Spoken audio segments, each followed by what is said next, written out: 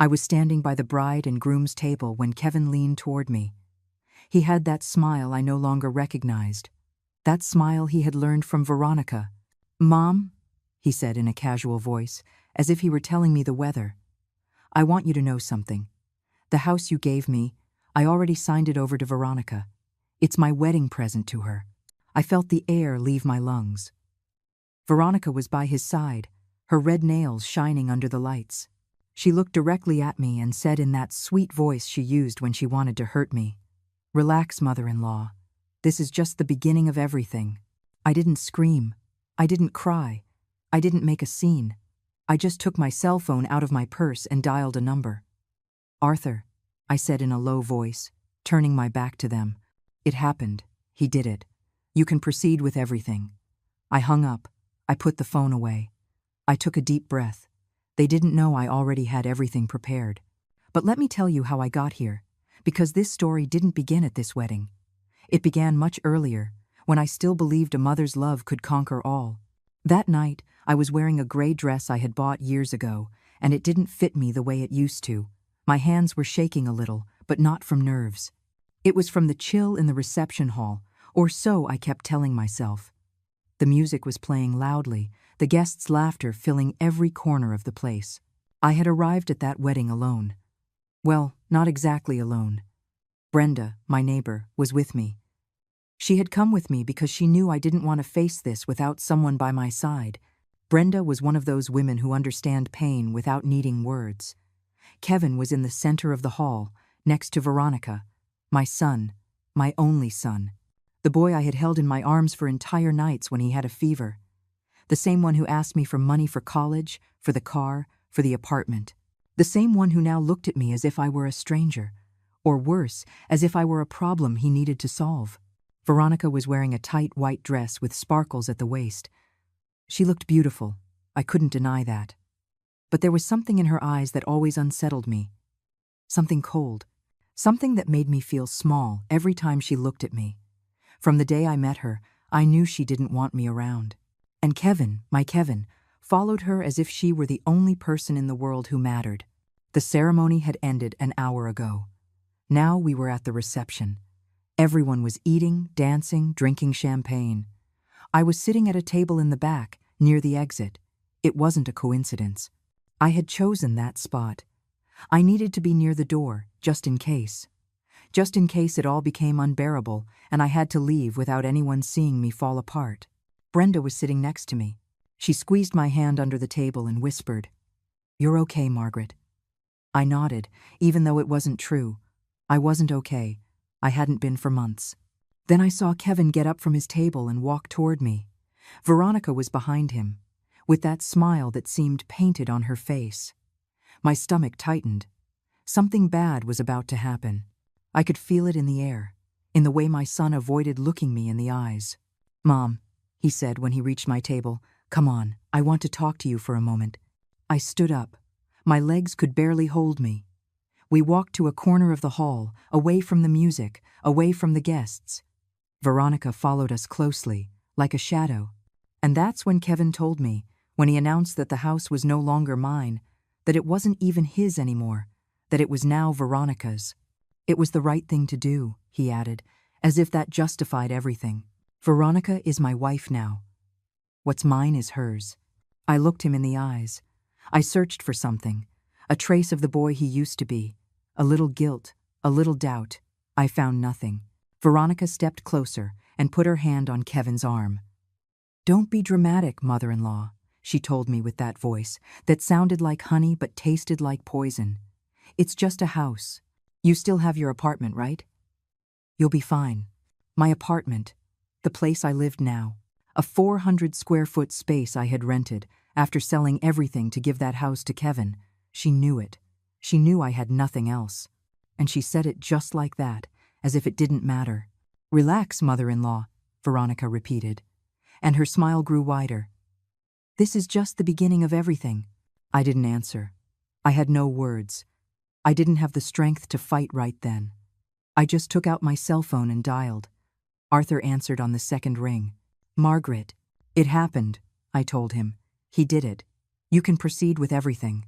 There was a silence on the other end. Then I heard his voice. Calm. Steady. Understood. Give me 20 minutes. Everything is ready. I hung up. I put the phone back in my purse. I looked at Kevin and Veronica one last time.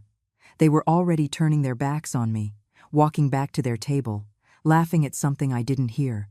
I stood there, in that corner of the hall, feeling the weight of the last few months finally begin to lift from my shoulders. Why didn't they know? Neither of them knew what was about to happen. I went back to my table. Brenda looked at me with concern. What happened, Margaret? What did they say? I didn't answer right away. I just took a sip of water and looked toward the dance floor, where Kevin and Veronica were now dancing together, surrounded by guests who were clapping and recording them with their phones. It doesn't matter anymore. I finally said to Brenda, soon, everything is going to change. She frowned, but didn't ask any more questions. I didn't say anything else. I just waited, because I had learned something in these months of silence. That women like me, the ones who have been stepped on, ignored, discarded, we don't need to scream to be heard. We just need the right moment. And that moment was about to arrive. But to understand what was about to happen that night, I need to take you back in time. I need to tell you how I ended up sitting at that wedding, waiting for the moment when everything would explode. I need you to know the woman I was before I became this one. It all started 3 years ago. Kevin was 32 years old and had just gotten a job at a tech company. He was making good money, or so he told me. But it was never enough for him. He always needed more. There was always something to buy, something to pay for, something that made him come to my door with that worried look I couldn't ignore. Mom, I need your help, he'd say. And I always said yes. Always. Because that's what mothers do, right? We give everything we have and then some, even if it means having nothing left. I had worked for 40 years as a secretary in a state job. It wasn't a glamorous job, but it had given me stability. It had given me a roof over my head, food on the table, and the ability to raise Kevin alone after his father left us when he was 5 years old. I retired at 63 with a modest pension. $600 a month. It wasn't much, but I had learned to live on little. I had an apartment downtown. 2 bedrooms, 1 bathroom, a small kitchen. I had bought it 30 years ago with a loan I finished paying off right before I retired. It was mine, completely mine. And that apartment represented everything I had achieved in my life. But Kevin needed a house. Mom, he told me one day, sitting in my living room, with that look he always used when he wanted something. I'm tired of paying rent. Every month I'm just throwing money in the trash. I need something of my own, something that's mine. I understood. He was 32. It was normal for him to want to settle down. So what are you thinking of doing? I asked him. I'm looking at houses, he said. But for the down payment, I need at least $20,000. I don't have that. The banks won't give me a loan without a strong down payment. $20,000. I didn't have that kind of cash. But I had my apartment. What if you sell your apartment? Kevin suggested, as if the idea had just occurred to him, though I knew he'd been thinking about it. You could sell it, give me the money for the house, and then you can come live with me. It would be perfect. Mom, we'd be together. I was silent. Sell my apartment. The place I had lived for 30 years. The place where Kevin had grown up. The place where I kept every memory of my life. I don't know, son, I told him. That's a really big decision. Think about it, Mom, he insisted. You won't be alone. You'll be with me. And when I get married, you'll have a bigger family. Grandchildren, maybe. You won't need a big apartment just for yourself. He convinced me. Or maybe I let myself be convinced because I wanted to believe he really needed me close. I sold my apartment 6 months later. I sold it for $85,000. It wasn't much, considering everything I'd put into it over the years, but it was enough. I gave Kevin $50,000. With this, you can buy a decent house, I told him, and save the rest for furniture, for whatever you need. He hugged me. He told me I was the best mom in the world. He promised me I would always have a place in his house. We're going to be together, Mom, he said. I promise. I was left with $35,000. With that money, I rented a small apartment on the outskirts of the city. 400 square feet, 1 bedroom, one bathroom, a kitchen that barely fit a stove. The rent was $400 a month. With my $600 pension, I had $200 left for food, medicine, and transportation. It was tight, very tight. But I thought it would only be temporary. I thought Kevin would soon call me to tell me to move in with him. But it didn't happen. Kevin bought the house. A nice 2-story house in a quiet neighborhood. 3 bedrooms, 2 bathrooms, a small yard. He sent me pictures via text. "What do you think, Mom? It turned out beautiful. When am I moving in with you?" I asked. "Soon, Mom. Just let me get settled first. I have to fix a few things." 2 months passed, then 3, then 6. I was still waiting. Then he met Veronica. He brought her to my apartment one Sunday afternoon. "Mom, I want you to meet someone," he said with a huge smile. Veronica was beautiful. That was the first thing I noticed. She had long, black hair, big eyes, perfect skin. She wore expensive clothes, or at least they looked expensive. And she looked at me as if she were evaluating me. "Nice to meet you, Mrs. Salas," she said, but she didn't hug me. She just extended her hand. I made them coffee. I served cookies. I tried to be nice. But Veronica barely spoke to me. She answered in monosyllables. She looked at her phone every 2 minutes, and as she was leaving, I heard her say to Kevin by the door, "Your mom lives here? It's so small." From that day on, everything changed. Kevin started visiting me less. It used to be every week, then every 2 weeks, then once a month. When I called him, he was always busy. "Mom, I'm with Veronica. I'll call you later." "Mom, I have work. We'll talk tomorrow." "Mom, I can't come this weekend. I have plans." I tried not to be a burden. I tried not to bother him. But I missed him. I missed my son. A year went by. Kevin and Veronica got engaged. I found out from a picture on social media.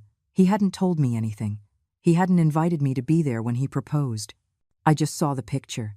Kevin kneeling, Veronica with her hands over her mouth, a ring shining on her finger. I sent him a text. "Congratulations, son. I'm so happy for you." He replied 3 hours later. "Thanks, Mom. Nothing more." Then I started to notice other things. When I called him, Veronica was always with him. And I could always hear her voice in the background, saying things like, "Don't be long," or "You have to go," or "Tell her you're busy." When I invited him over for dinner, he always had an excuse. When I asked about the wedding, he'd say, "Veronica is handling everything. Don't worry." I wasn't worried. I was being erased. And the worst part was, he didn't even realize it. Or maybe he did, and he just didn't care anymore. One day, I worked up the courage and went to his house without calling first. I knocked on the door. Veronica opened it. She was wearing a silk robe, her hair up. "Mrs. Salas," she said, without smiling. "We weren't expecting you." "I wanted to see Kevin," I told her. "He's home." "He's working," she replied. "In his office. Upstairs." She let me in, but she didn't offer me anything. She didn't invite me to sit down. She just stood there, watching me. I went upstairs. I knocked on the office door. Kevin opened it, looking surprised. "Mom, what are you doing here?" "I wanted to see you," I said. "We haven't talked in weeks." He sighed. "Mom, I'm working. You can't just show up like this." "I'm sorry," I said. I just wanted to know how you are." "I'm fine," he said, but he didn't let me into the office. He stood in the doorway, blocking my path. Then I heard Veronica's voice from downstairs. "Kevin, honey, should I make some lunch?" "Yes, please," he answered. He didn't ask me if I wanted to stay for lunch. I left that house with a broken heart. And it was in that moment that I began to realize something was very wrong, that I wasn't welcome in my son's life, that Veronica had pushed me out of his life without him even noticing, or worse, that he had let her. But I still didn't know how bad things really were. I still didn't know what they were planning to do to me. I would find that out later, and when I did, everything would change. The truth came to me in the most unexpected way. A Tuesday afternoon, 3 months before the wedding. I had gone to the grocery store and was returning to my apartment with 2 heavy bags in my hands. My knees ached. The arthritis was getting worse, but I didn't tell Kevin. I didn't want to be a burden. When I got to my door, I saw something on the floor. A cell phone. I recognized it immediately. It was Kevin's. It had a black case with his initials engraved on it. A gift I had given him for his last birthday. He must have dropped it the last time he came to visit. That was 2 weeks ago. I picked up the phone and went into my apartment. I left the bags in the kitchen and sat on the sofa. I looked at the screen. It was dark. The battery was probably dead. I looked for my charger. Luckily, our phones used the same kind. I plugged it in and waited. The screen lit up after a few minutes. It didn't have a passcode. Kevin never put a passcode on his phone. He said it was annoying to have to unlock it all the time. I wasn't planning to look through it. I was just going to call him and tell him I had it, that he could come pick it up whenever he wanted. But then the messages started coming in, one after another. Notifications that made the phone vibrate against the table. They were all from Veronica. "Where are you?" "I'm almost done here. See you at home. Don't forget what we talked about. We have to speed everything up." That last message made me curious. Speed what up? My finger moved almost without thinking. I opened the messaging app.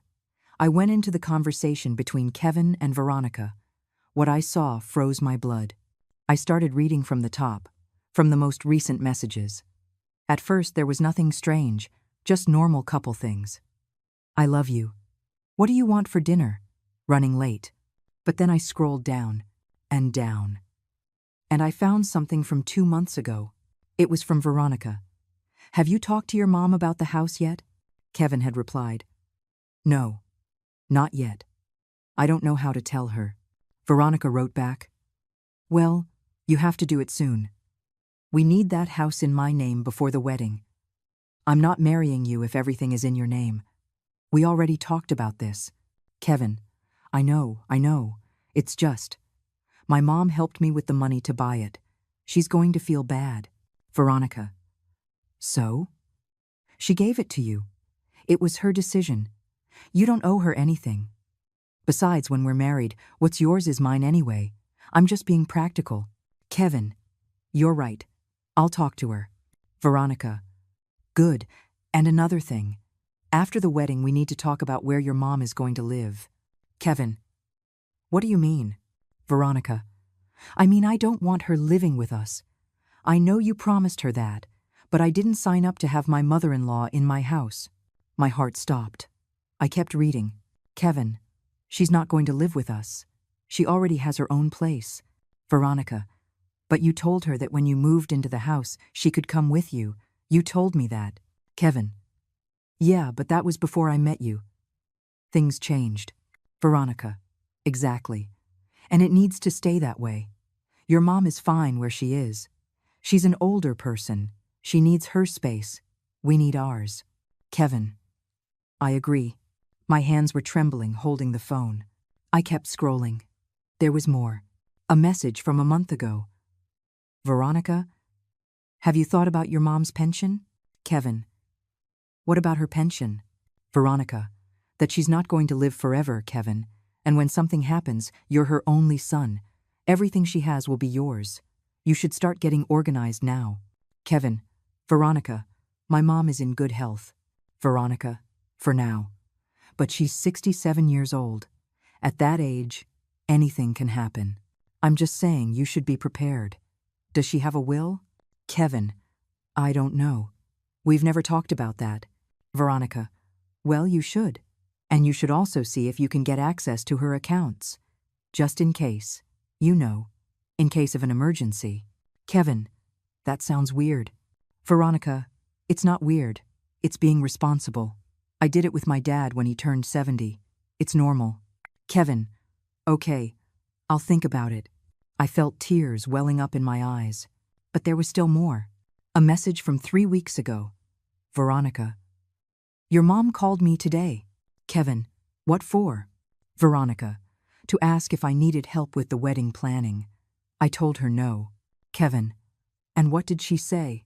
Veronica, "She got intense. Told me you were her only son and she wanted to be involved. Honestly, she's getting on my nerves. Why don't you tell her to relax?" Kevin, "I've told her several times. But you know how she is. She's always been very attached." Veronica. Well, she needs to understand you're not a kid anymore.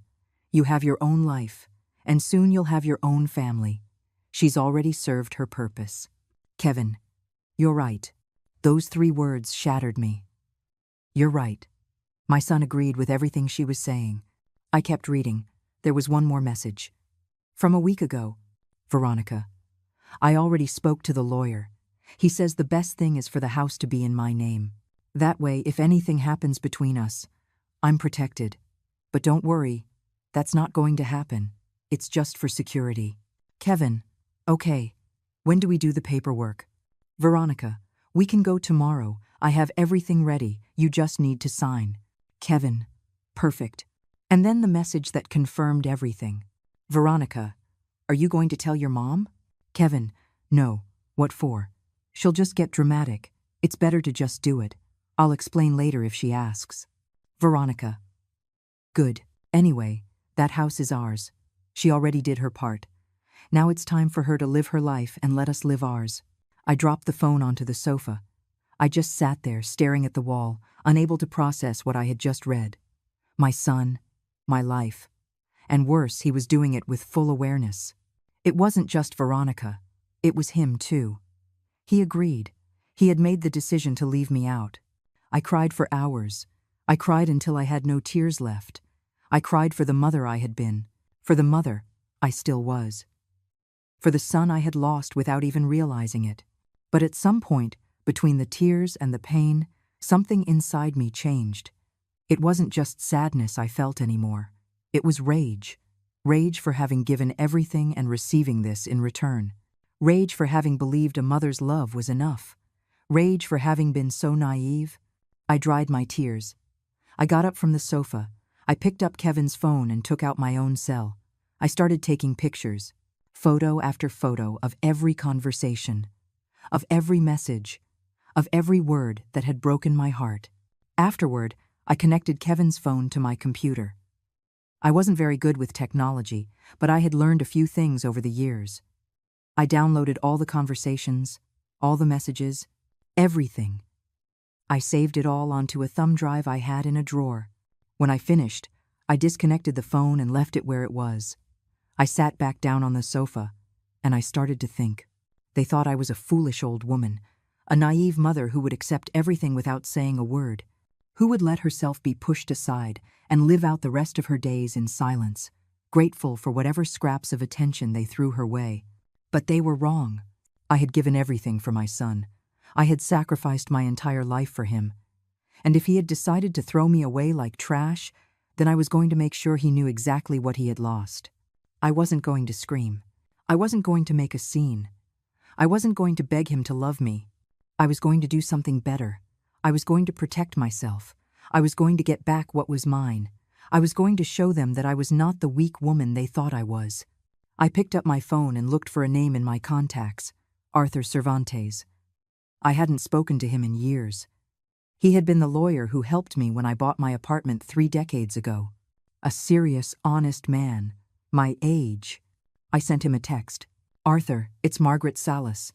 I need your help with an urgent legal matter. Can we meet? He replied in less than an hour. Margaret, of course. Tomorrow at 10 in my office.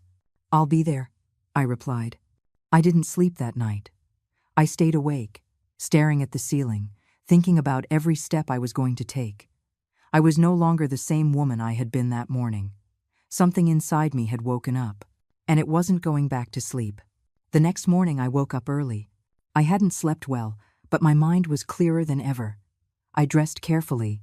Black pants, a white blouse, comfortable shoes. I wanted to look presentable, but not draw attention. I took the thumb drive where I had saved all of Kevin's conversations and put it in my purse. Arthur's office was downtown. I took the bus. The trip took 40 minutes. When I arrived, the building brought back memories. I had been there so many years ago, when I bought my apartment. Everything looked the same, just a little older, like me. I went up to the 3rd floor. His office door had a gold plaque. Arthur Cervantes, attorney at law. I knocked. A voice from inside said, "Come in."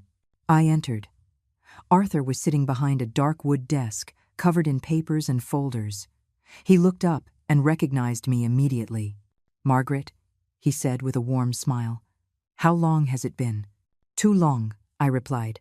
He stood up and gave me a brief hug. Then he offered me a seat. "What can I do for you?" he asked, sitting back down. I took a deep breath. I didn't know where to begin. "It's about my son," I said finally, "and about a house I gave him."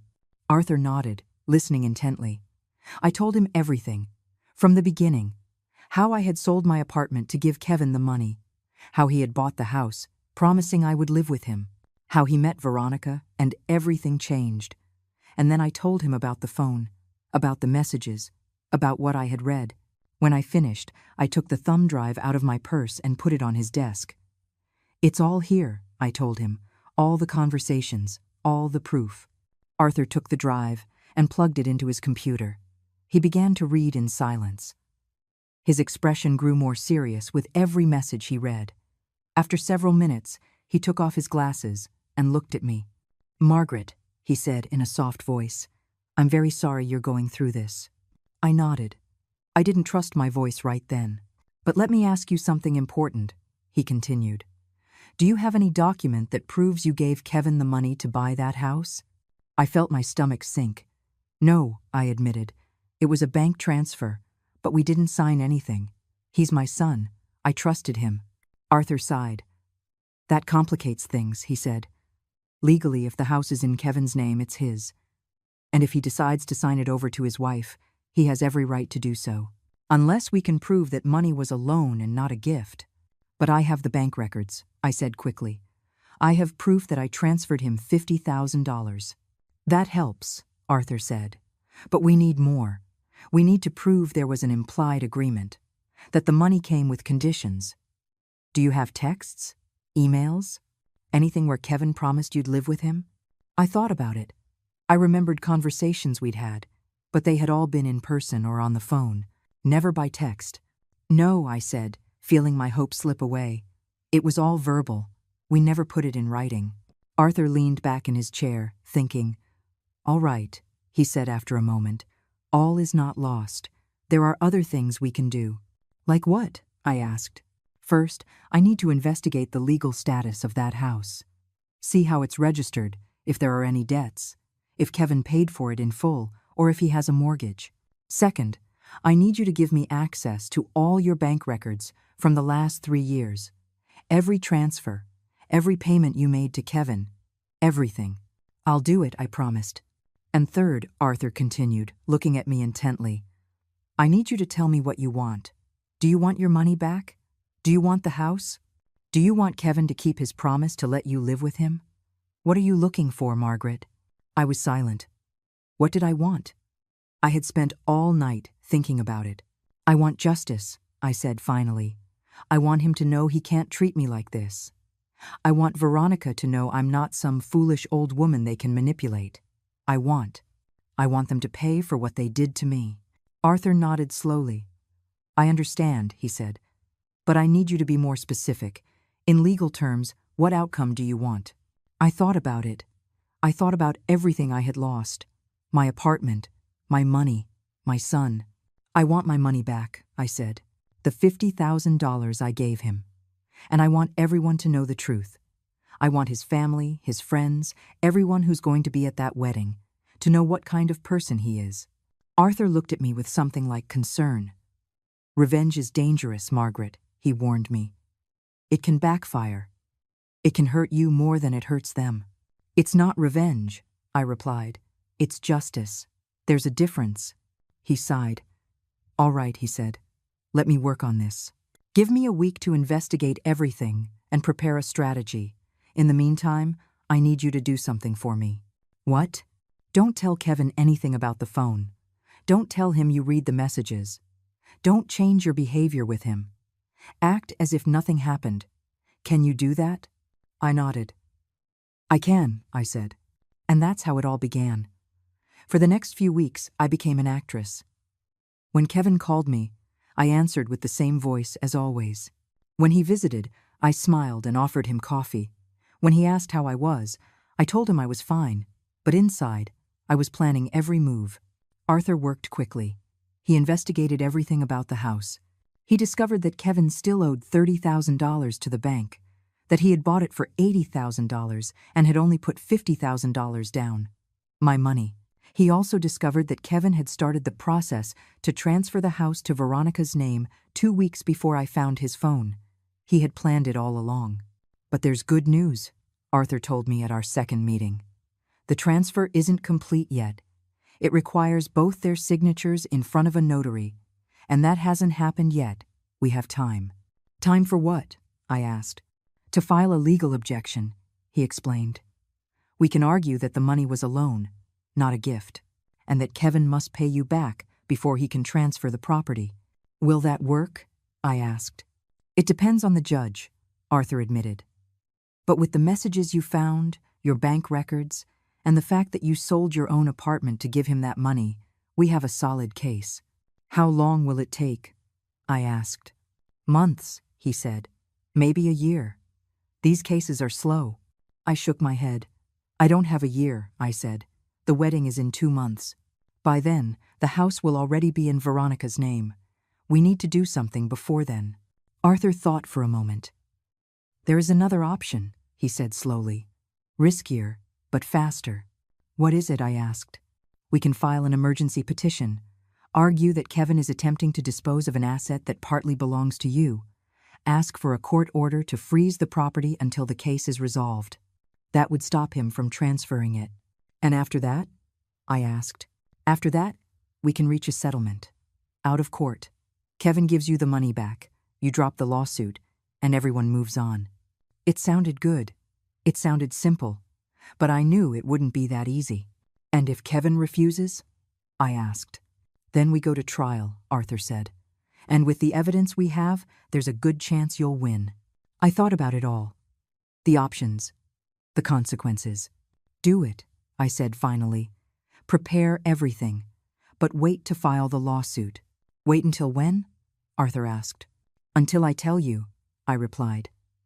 I want the timing to be perfect. Arthur looked at me curiously, but he didn't ask any more questions.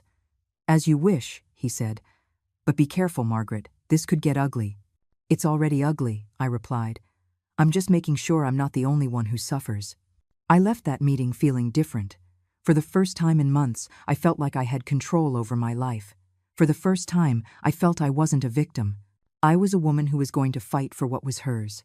And Kevin and Veronica had no idea what was coming for them. The following weeks were the strangest of my life. On the outside, I was the same old Margaret, the quiet mother, the older woman who didn't cause trouble. Inside, I was someone else entirely. Every morning, I woke up with a purpose.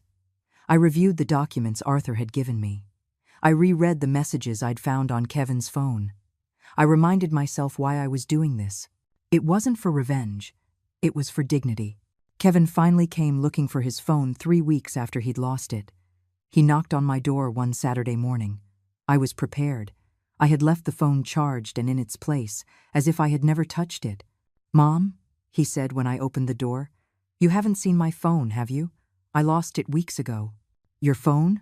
I said, feigning surprise. No, son, I haven't seen anything. He came inside and started looking.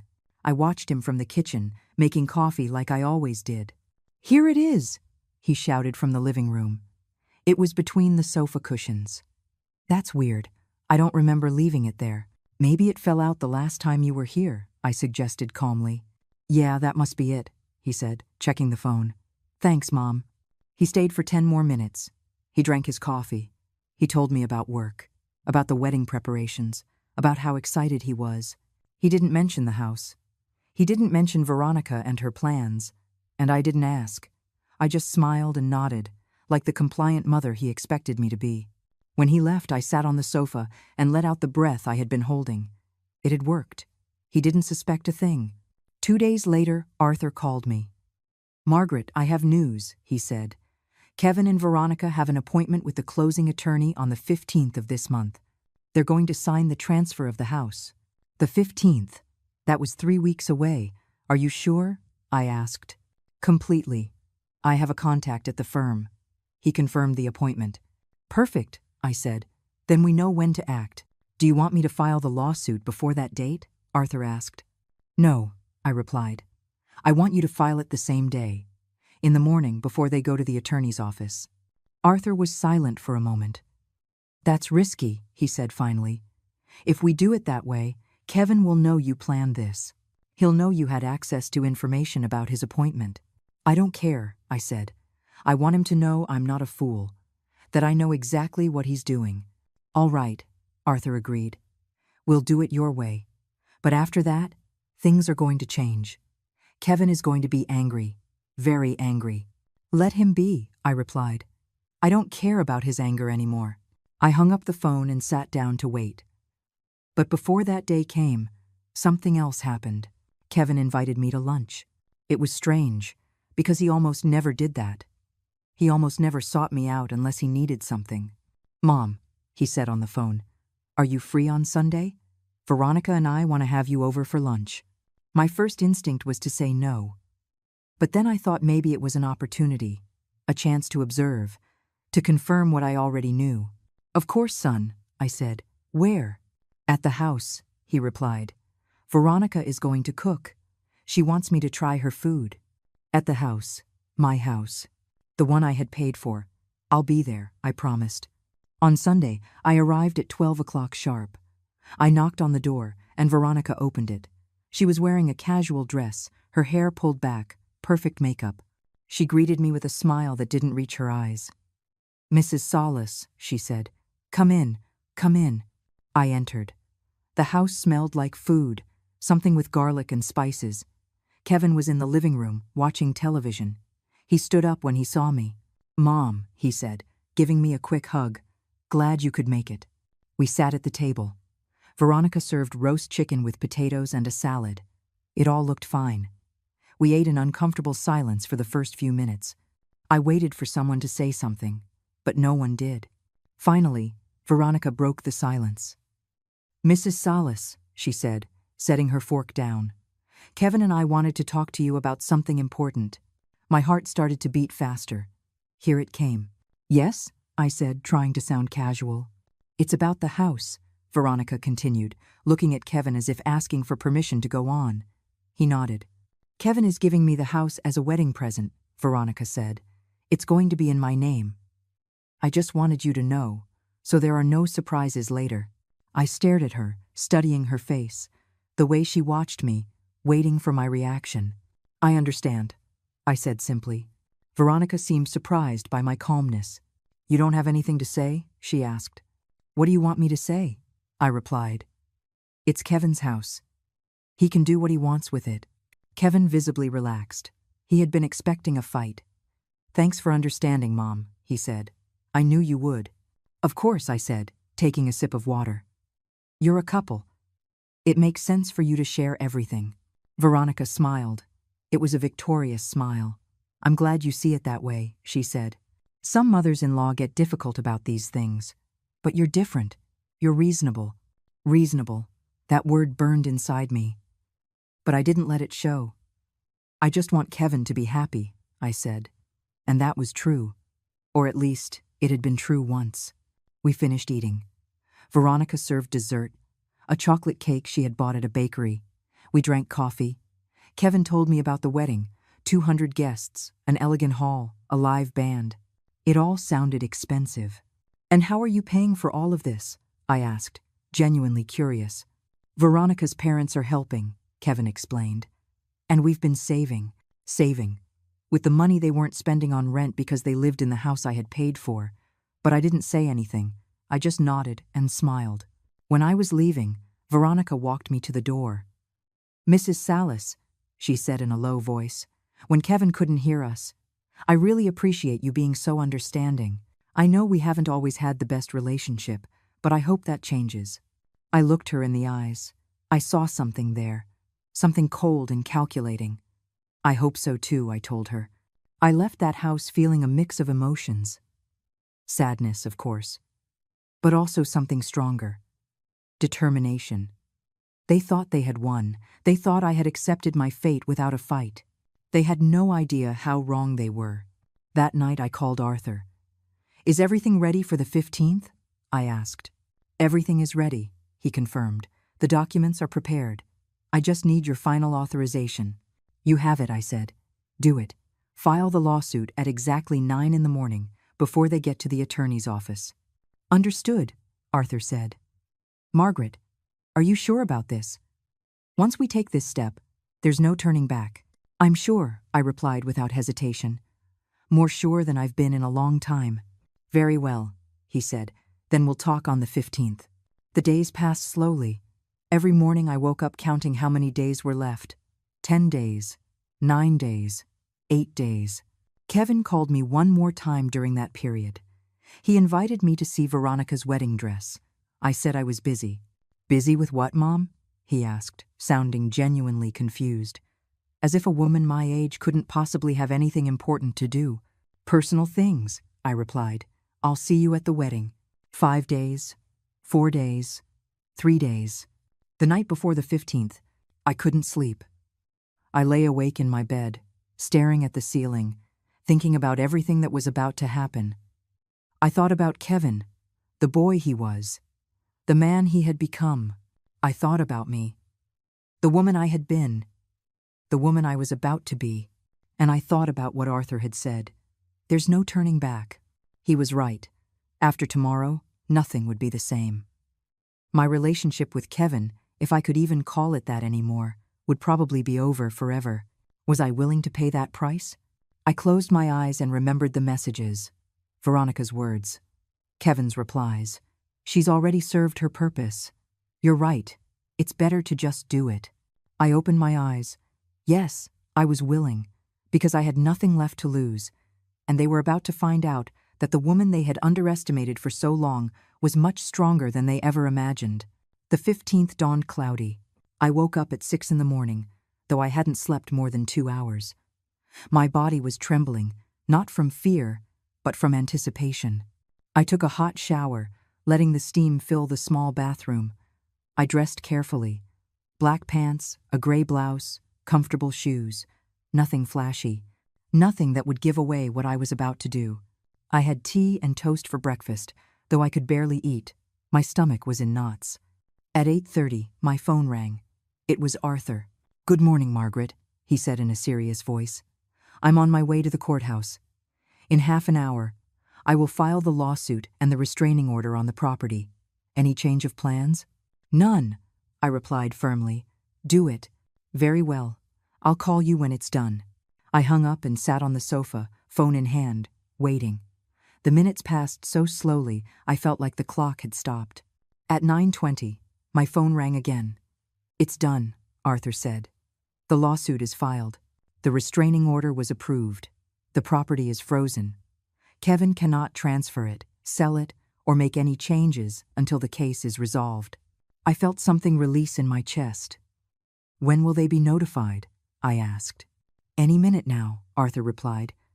I sent the process server directly to the attorney's office where they have their appointment. They should be arriving right about now. Thank you, Arthur, I said.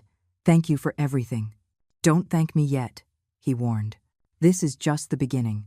Kevin is going to call you, and he is not going to be happy. I know, I said. I'm ready. But I wasn't ready. Not really.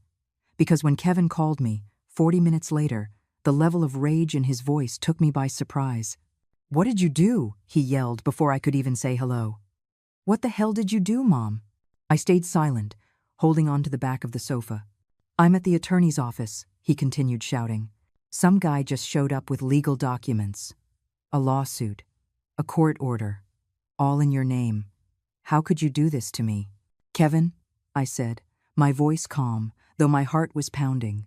We need to talk. I don't want to talk, he screamed. I want you to drop that lawsuit. Now. Do you hear me? Right now. I can't do that, I replied. What do you mean you can't? His voice cracked with rage and disbelief. What is this? Revenge because Veronica and I want our privacy? Because we don't want you living with us? Those words hurt, but not as much as I thought they would. It's not about that, I said. It's because I paid for that house. $50,000. Everything I had. And you promised me I would have a place there. You promised me, Kevin. That was before, he yelled. Things changed. I changed. I have a wife now. I have my own life. I know, I said, and that's why I just want my money back. $50,000. Give me that back, and I'll drop the lawsuit. Silence. A long, heavy silence. I don't have $50,000, he finally said, his voice lower but just as hard. It's all invested in the house, in the wedding, in our lives. Then sell the house, I suggested. Pay what you owe the bank, give me my money back, and keep whatever is left. Sell the house? He shouted again. Are you crazy? This is my house, my home. I'm not selling it because you decided to ruin my life. I'm not ruining your life, Kevin, I said, feeling tears start to form in my eyes, but I wouldn't let them fall. I'm just protecting what's mine. You're selfish, he spat the words like poison.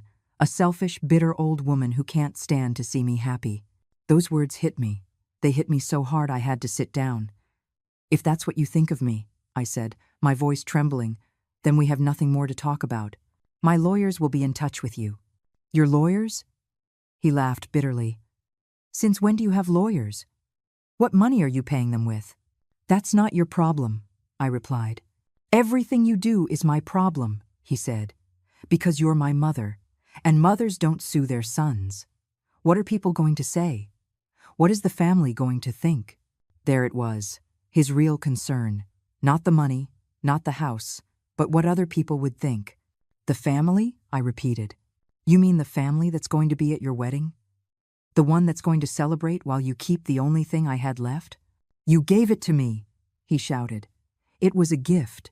You can't take back a gift. It wasn't a gift, I said firmly.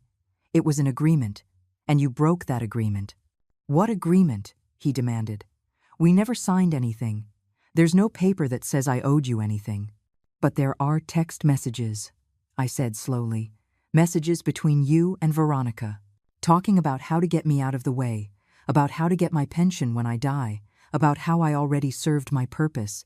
Silence again, but this time it was different. It was the silence of shock. What? He whispered. How? How do you know about that? I found your phone, I said, 3 months ago, and I read everything. I could hear his heavy breathing on the other end. You're. He couldn't finish the sentence. You read my private messages. You invaded my privacy, and you plan to erase me from your life, I countered. I think we're even. This isn't going to end here, he said, his voice dangerously low. I'm going to fight this. I'm going to prove you're wrong, that you're the one doing something wrong. Do it, I said. But in the meantime, the house stays frozen. You can't transfer it. You can't sell it. You can't do anything with it. You're going to regret this, he said. I swear, Mom, you are going to regret this. And he hung up. I sat there with the phone in my hand, trembling from head to toe. It had happened. There was no going back. The rest of the day was hell. Kevin called me 5 more times. I didn't answer. Veronica called me twice. I didn't answer those either. They left messages. Furious messages, pleading messages, threatening messages. You're a bad mother. I can't believe you're doing this to us. You're going to destroy our wedding. Everyone is going to know what you did. I deleted all the messages without finishing them. Brenda came to see me in the afternoon. She had heard rumors. In a small town, news travels fast. Margaret, she said, sitting next to me on the sofa. Is it true? You sued Kevin? I nodded, not looking at her. Oh, woman, she sighed. Why didn't you tell me you were going to do that? Because I needed to do it alone, I replied. Because if I talked about it with anyone, they might have talked me out of it. And what's going to happen now? She asked. I don't know, I admitted. But it doesn't matter anymore. I've already done it, and I don't regret it. Brenda hugged me. She didn't say anything else. She just held me as I finally let out the tears I had been holding in all day. That night, I couldn't sleep again. I lay awake, thinking about everything that had happened, about Kevin's words, his rage, his pain. Part of me, a small part, wondered if I had done the right thing. But then I remembered the messages, the conversations, the plans they had made behind my back. And I knew I had.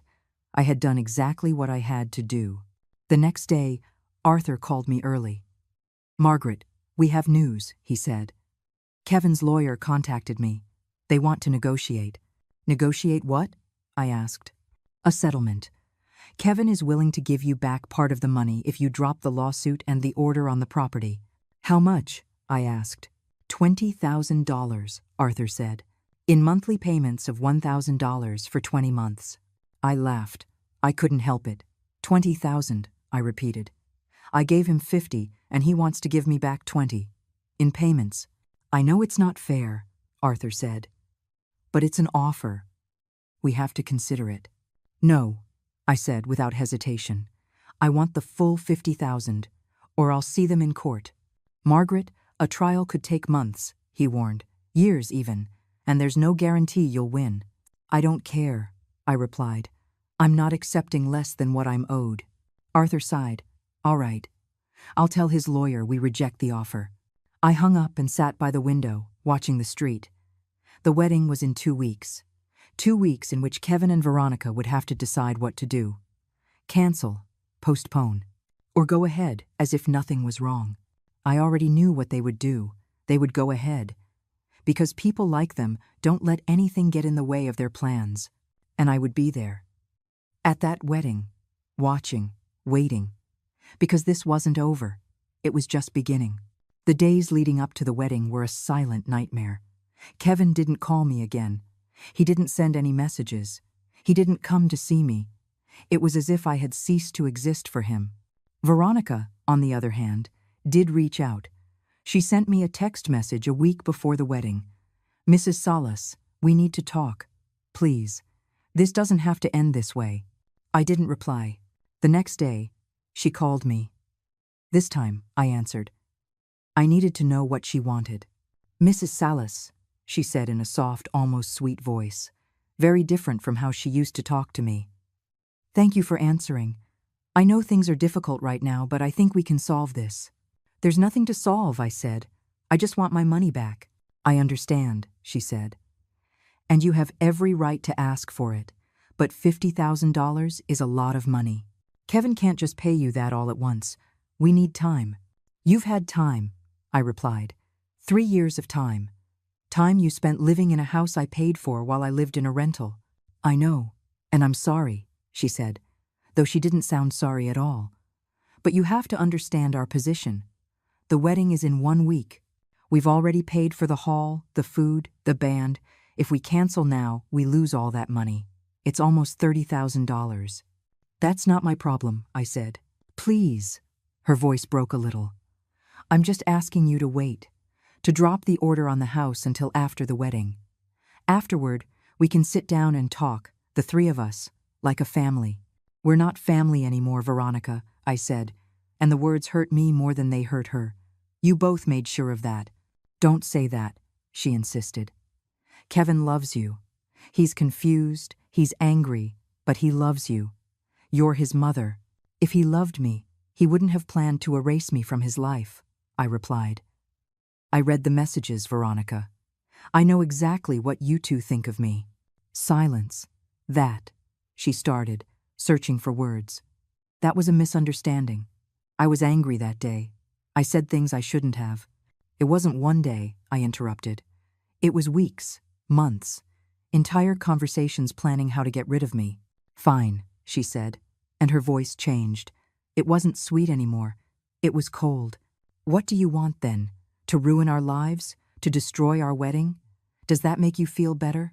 I want justice, I said simply. I want what is mine. Well, you're not going to get it, she spat the words. Kevin is going to fight this, and he's going to win. Because you don't have a single document to prove that money was a loan. It was a gift. And you can't take back a gift. Then I'll see you in court, I said, and hung up. I sat there, my hands shaking. That conversation confirmed everything I needed to know. They weren't going to budge. They weren't going to admit they'd done anything wrong. They weren't going to apologize. They were just going to fight. And so was I. 3 days before the wedding, I received the formal invitation in the mail. It was elegant, a cream-colored envelope with gold lettering. Inside, a thick card that read, Rafael Salas and Leandra Marquez request the honor of your presence at the celebration of their marriage. At the bottom, written by hand, was a note from Kevin. Mom, despite everything, I want you to be there. You're my mother. Please, come. I read that note 3 times. Part of me wanted to believe it was genuine, that deep down, my son still loved me, but the more realistic part of me knew the truth. He was inviting me because canceling my invitation would be a public admission that we had problems, and that would ruin the perfect image they wanted to project. I called Arthur. Should I go? I asked. That's up to you, he replied. Legally, you have no obligation. But if you do go, stay calm. Don't do anything that can be used against you in the case. And if they do something? I asked. What if they humiliate me in front of everyone? Document it, Arthur said. Record it if you have to. Anything they say or do can help us in the case. I decided to go. Not because I wanted to, but because I needed to be there. I needed to see how this all ended. The night before the wedding, Brenda came to my apartment. Are you sure you want to go?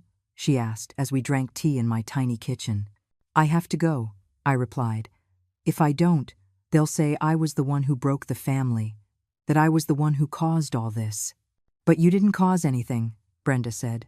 They did. I know, I said, but people don't see it that way. People always blame the mother. Always. Brenda nodded. She understood. She was a mother, too. Do you want me to go with you? She offered. Would you? I asked, surprised. Of course I will, she said. I'm not letting you face this alone. I felt tears fill my eyes.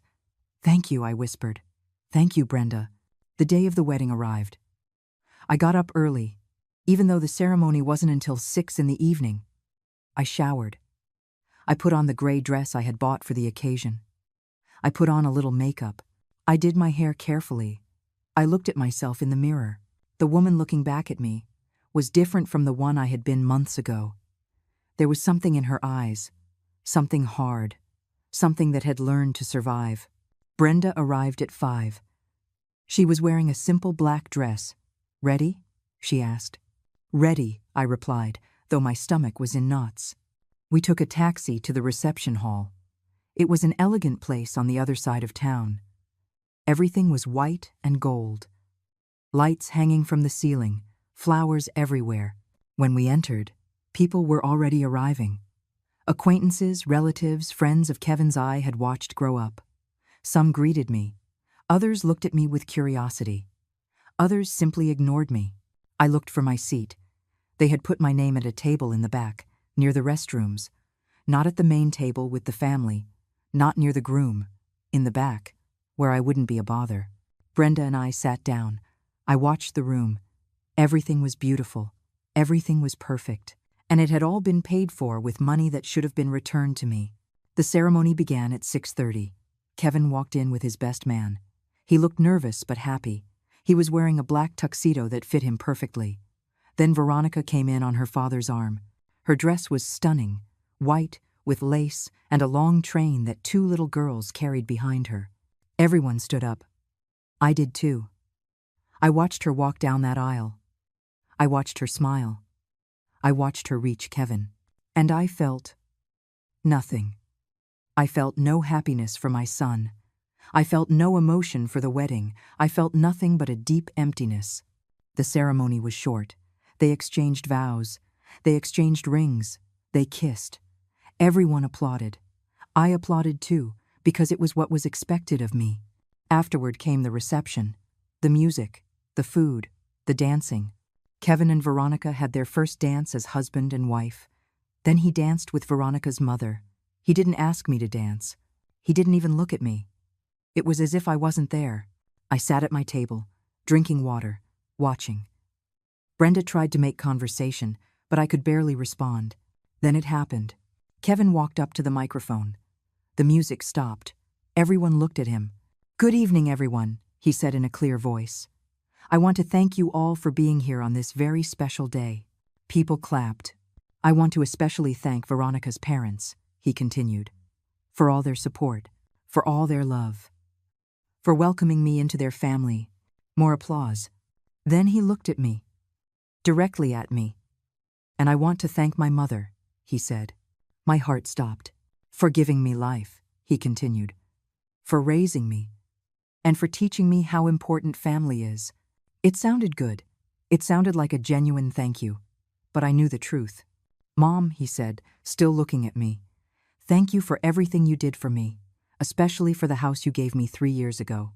People murmured. Some nodded in approval. "That house," Kevin continued, "means so much to us.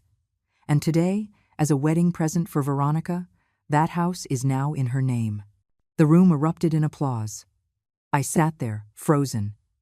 He hadn't said anything directly, but the message was clear. He was publicly announcing that the house belonged to Veronica, that I had no right to it, that whatever I had done legally didn't matter. Veronica took the microphone from Kevin's hands. "Thank you, honey," she said in that sweet voice. "I hated so much. And thank you too, mother-in-law." She looked right at me. She smiled. "I know this must be hard for you," she said. "But don't worry. Relax. This is just the beginning of everything." The same words she had said to me in private, she now said in front of 200 people. People laughed. They thought it was a joke. A playful comment between mother-in-law and daughter-in-law. They didn't know it was a declaration of war. I sat there, motionless. Brenda squeezed my hand under the table. "Margaret," she whispered, "are you okay?" I didn't answer. I just took my phone out of my purse. And I dialed Arthur's number. Arthur answered on the second ring. "Margaret," his voice sounded worried. "Are you okay?" "It happened," I said in a low voice, covering my mouth with my hand so no one else could hear me. "He did it. You can proceed with everything." "Understood," Arthur replied. "Give me 20 minutes. Everything is ready." I hung up. I put the phone back in my purse. I took a deep breath, and I waited. The party continued, as if nothing had happened. Kevin and Veronica danced again. People ate, drank, laughed. Everything was perfect for them. But I knew that perfection was about to be shattered. 15 minutes later, I saw a man walk into the hall. He was wearing a gray suit and carrying a folder under his arm. He looked around, searching for someone. He was the process server. He approached a waitress and asked her something. She pointed toward the main table where Kevin and Veronica were. The man walked toward them with purpose. I watched from my table, my heart beating so fast I thought everyone could hear it. The process server reached Kevin just as he was toasting with some friends. "Kevin Salas?" the man asked in a loud voice. Kevin turned, confused. "Yes, that's me," he replied. "Who are you?" "I have a legal notice for you," the man said, holding out an envelope. "I need you to sign here confirming you've received it." The room started to go quiet. People were turning to see what was happening. Kevin took the envelope, looking at it as if it were a venomous snake. "What is this?" he asked. "It's a court order," the process server explained. "The property located at 342 Maple Drive has had a preliminary attachment placed on it by order of the court, pending the resolution of civil fraud case number 202-50047. Civil fraud. Those words echoed in the hall like thunder. People started to murmur, to whisper. Veronica rushed over to Kevin. "What's going on?" she asked, her voice high-pitched. "What is he talking about?" "The plaintiff, Mrs. Margaret Salas," the process server continued, reading from a document, "has presented evidence that the defendant, Kevin Salas, obtained $50,000 from her under false pretenses and is now fraudulently attempting to transfer the property bought with that money to a third party to evade his responsibility to repay it." "That's a lie," Kevin shouted. "That's completely false." But no one was listening. They were all too busy watching, talking among themselves, trying to understand what was happening. "Please sign here," the process server insisted, offering a tablet with a document. Kevin signed it with trembling hands. The process server gave him a copy of the document and left. The room fell into a heavy silence. Kevin stood there, paper in hand, his face red with shame and rage. Veronica snatched the document from him and began to read it.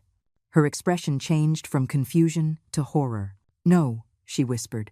"No, no, no. This can't be happening. Not today." Then she saw me, at the back of the hall, sitting at my table, watching them directly. "You?" she screamed, pointing her finger at me. "You did this!" Everyone turned to look at me. I stood up slowly. Yes, I said, my voice clear and strong. I did it. Veronica started walking toward me, her dress dragging behind her. Kevin followed. How could you? She shrieked when she reached my table. How could you ruin our day like this? What kind of person does this? The kind of person who is done being stepped on, I replied calmly. You gave Kevin that money, she continued to scream. It was a gift. You can't just demand it back because you're jealous he's moved on with his life without you. It wasn't a gift, I said. It was an agreement. And you broke that agreement. Kevin finally spoke. Mom, his voice trembled. Why? Why today? Why at my wedding? Because today, I answered, looking him in the eyes, is when you decided to publicly announce that the house I paid for now belongs to your wife. You announced something you legally cannot do, and I was not going to stay silent. Everyone here is a witness, Veronica said, looking around the room. Everyone heard it was a gift, that she gave it to him willingly. That's true, I said. I gave it to him willingly, but under the promise that I would have a place in his life, a place in that house. And that promise was broken. And I have proof, I continued, taking my phone out of my purse. Text messages between you two, planning how to get rid of me, talking about my pension as if it were already yours, saying that I already served my purpose. The room went completely quiet. Kevin turned pale. You read my private messages, he whispered. I found your phone 3 months ago, I explained. And yes, I read them. All of them. Every conversation where you planned to erase me from your lives. That's invasion of privacy, Veronica said. That can't be used legally. Maybe, I admitted. But it can be shown publicly, here, now, so everyone knows what kind of people you really are. Don't you dare, Veronica warned me, her voice dangerous. But I had already made my decision. Brenda, I said to my friend, can you connect my phone to that screen? There was a large screen in the hall they had been using to show photos of Kevin and Veronica during the reception. Brenda, who was better with technology than I was, got up and walked toward the sound system. No! Veronica shouted, trying to stop her. You have no right. But the groom's friends, confused and curious, moved aside to let Brenda pass. In less than a minute, the screen lit up. And there, for everyone to see, were the messages. The first one was from Veronica. Have you talked to your mom about the house yet? Kevin's reply. No, not yet. I don't know how to tell her. Veronica's. Well, you have to do it soon. We need that house in my name before the wedding. People started to read, some aloud, others in silence. I kept scrolling through the messages. Your mom is fine where she is. We need our space.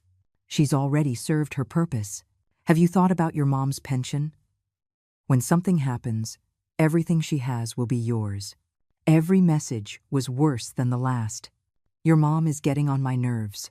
She has to understand you're not a kid anymore. It's better to just do it. We'll explain later if she asks. The room was completely silent now. The only sound was the murmur of people reading.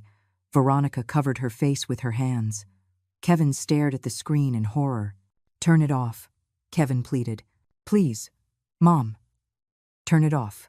Why? I asked. Are you ashamed for people to know the truth? Those messages were private, he shouted.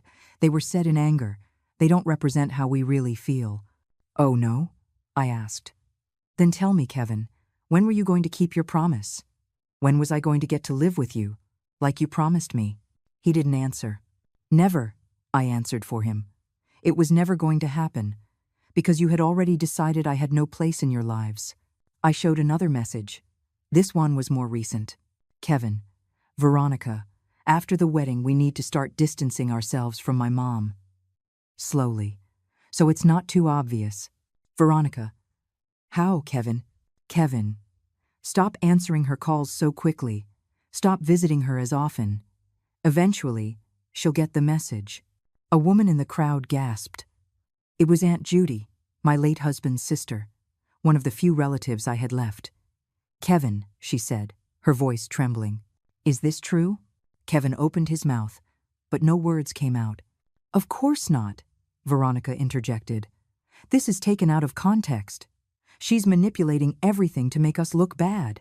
I don't need to manipulate anything, I said. Your own words speak for you. I showed one last message. The one that had hurt me the most. Kevin. Veronica. Sometimes I wish my mom would just understand that I don't need her like I used to. Veronica. Will she ever understand? Or will she just end up alone trying to figure it out? The room exploded in murmurs. People were talking to each other, looking at Kevin and Veronica with expressions of shock and disapproval. Veronica's mother walked up to her daughter.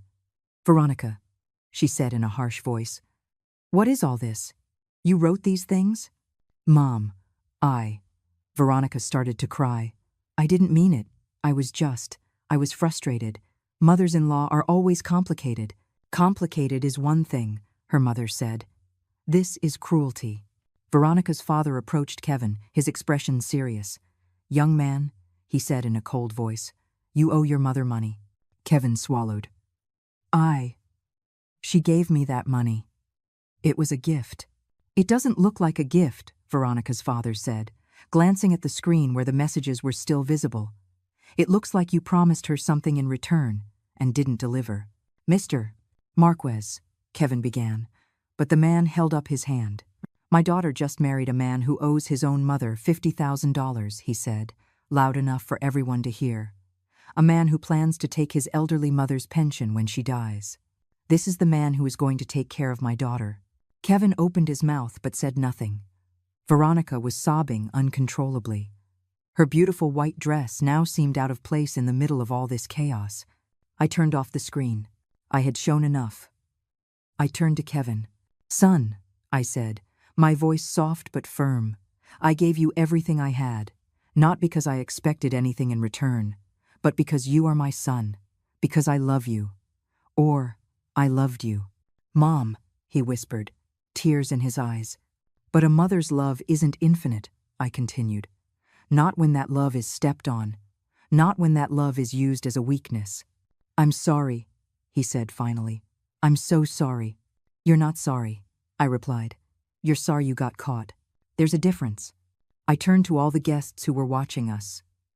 I want you all to know, I said loudly, that I didn't do this for revenge. I did this for justice. Because there is a difference between being a sacrificial mother and being a fool. And I am tired of being seen as a fool. I picked up my purse. Brenda stood up next to me. The lawsuit stands, I told Kevin. And the order on the house does too. My lawyer will be in touch with you to negotiate the terms of repayment. Or we'll see you in court. You decide. Mom, wait. Kevin took a step toward me. Please, we can fix this. We can sit down and talk, like a family. We're not family anymore, Kevin, I said, and the words hurt me more than they hurt him. A family doesn't treat each other this way. A family doesn't plan to get rid of its own when they're no longer useful. It was Veronica, he suddenly shouted. It was her. She said all those things. I just went along with it, but I never wanted to hurt you. Veronica turned to him, her expression one of absolute betrayal. What? She whispered. You're blaming me? You agreed with everything. You said yes to every plan. Because you pressured me, Kevin shot back. Because you always wanted more and more, and I didn't know how to tell you no. No, Veronica shook her head. You are not pinning this on me. You are a grown man. You made your own decisions. I watched them fight there, in front of everyone, and I felt a profound sadness. This is what was left of my son, a man who blamed others for his own actions, a man who had forgotten the values I had raised him with. It doesn't matter whose idea it was, I said finally. You both did it. You both hurt me, and now you'll both pay the consequences. I headed for the exit. Brenda walked beside me. Aunt Judy approached me before I could leave. Margaret, she said, taking my hands.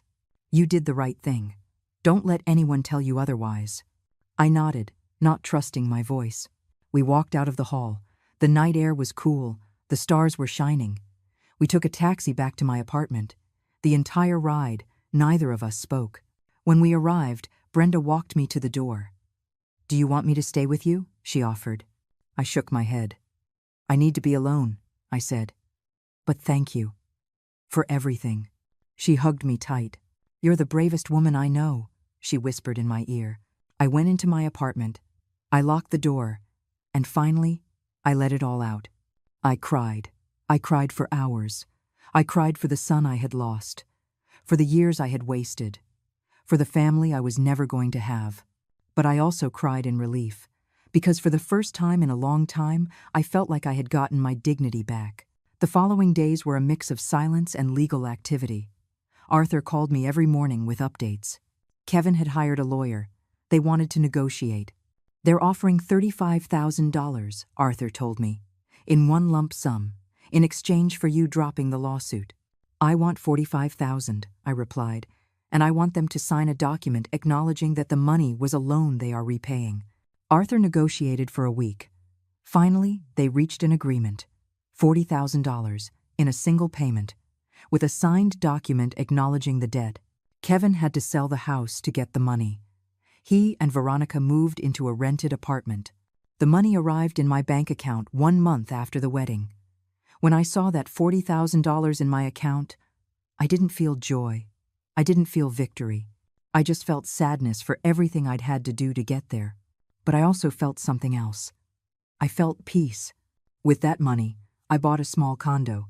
Nothing fancy, just a place that was mine, completely mine. 2 bedrooms, 1 bathroom, a functional kitchen, in a quiet neighborhood, far from where Kevin lived. I moved in a month later. Brenda helped me pack. I didn't have much. Clothes, some old furniture, photographs. I found a box of pictures of Kevin when he was a boy, smiling, hugging me, happy.